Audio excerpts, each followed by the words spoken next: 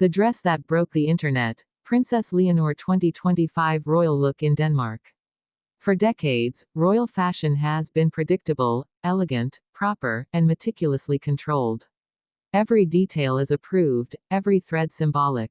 But in 2025, something happened that shattered that tradition completely. Because when Princess Leonor of Spain stepped out in Denmark for her royal wedding ceremony, the world didn't just see a royal bride.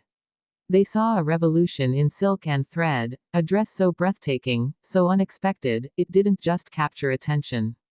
It broke the internet. Millions watched live as social media exploded.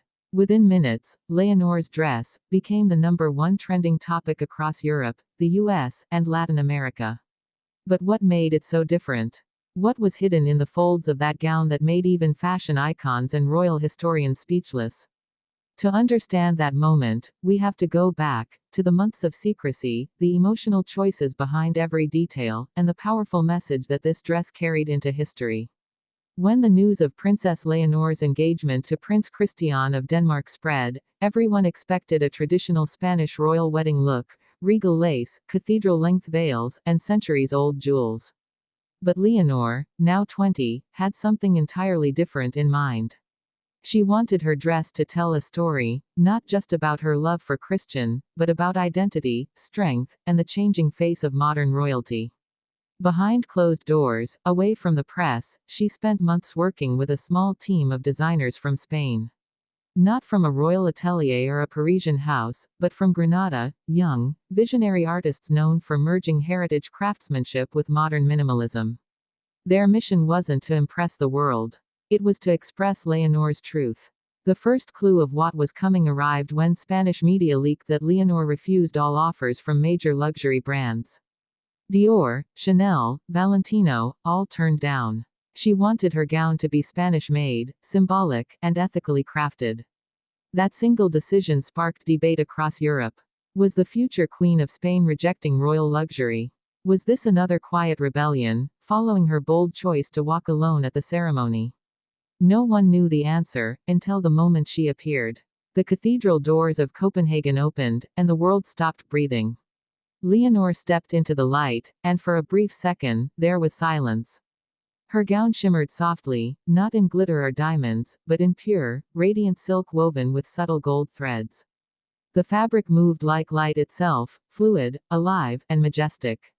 The design was unlike any royal dress seen before. It was both timeless and shockingly modern, a sculpted bodice that flowed into a weightless skirt, with intricate embroidery that seemed to shift in tone as she moved. But it wasn't the silhouette that broke the internet. It was the message woven into it. Hidden within the gown's embroidery were words, not in English, not even in Spanish, but in Latin. Delicate, almost invisible inscriptions that read, Virtus, Amor, Veritas. Strength, love, truth. 3 words that defined her entire journey. Fashion critics instantly declared it the rebirth of royal symbolism. Spanish historians noted that the last time a Spanish monarch used Latin embroidery on royal clothing was over 2 centuries ago. But Leonor's choice wasn't just about heritage. It was personal. Each word represented a chapter of her own life. Virtus, strength, for the courage to lead a country. Amor, love, for choosing her own path. Veritas, truth, for living authentically, even under the weight of expectation. The internet erupted. Designers around the world paused their shows to post images. Vogue Spain called it a dress that speaks louder than protocol. Danish media described it as the union of 2 royal hearts through artistry. But while the world celebrated, there were whispers inside the palace walls. According to insiders close to the Spanish royal household, some advisors had begged Leonor to wear a more traditional style, one that mirrored the royal brides before her. There was concern that her minimalist approach might look too modern, too unorthodox. Yet Queen Letizia reportedly defended her daughter fiercely, saying, "Let her wear what feels true. That is what will make her reign last." Those words would later become one of the most quoted royal phrases of the year. And as the ceremony unfolded, it became clear that Leonor's decision wasn't a rejection of tradition. It was an evolution. Fashion historians began drawing parallels between Leonor's gown and the spirit of Queen Victoria's in 1840, when white became a symbol of purity and renewal. But Leonor's silk and gold masterpiece redefined the meaning entirely. It wasn't about innocence. It was about power, quiet, radiant power. Every seam was hand-stitched by artisans in Andalusia. Every fiber sourced ethically from local cooperatives. Even her veil carried personal meaning, embroidered with the symbols of both Spain and Denmark, intertwined in harmony. It was sustainability, heritage, and storytelling woven together, a royal statement for the 21st century. In the hours that followed, social media couldn't keep up. Clips of Leonor walking through the cathedral doors flooded TikTok. Fans compared the moment to scenes from historical films, calling it the most cinematic royal entrance of the decade. Others zoomed in on the details, decoding every symbol, every shimmer, every thread. On Instagram, fashion houses publicly congratulated the Spanish team behind the creation. "She has changed royal fashion forever," one post read. Even British designers, often the trendsetters in royal style, admitted that Leonor's look had set a new standard, not for glamour, but for meaning. But what made the dress even more unforgettable was what came after the ceremony. During the private evening reception at Christiansborg Palace, Leonor appeared once again, this time in a transformed version of the gown. The long train was replaced with a light, flowing skirt that allowed her to dance freely. That gesture, simple, human, joyful, showed the world that she wasn't just a queen in waiting. She was a woman who wanted to live her story on her own terms. Cameras caught her laughing with Christian, spinning softly under chandeliers, her dress glowing like liquid gold under candlelight. It was no longer a gown.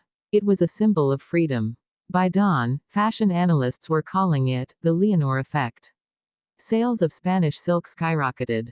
Designers from Madrid to Copenhagen reported an influx of clients asking for Leonor style dresses, light, elegant, meaningful. Even Netflix executives reportedly approached Spanish producers to begin work on a documentary titled Leonor, the dress that changed everything.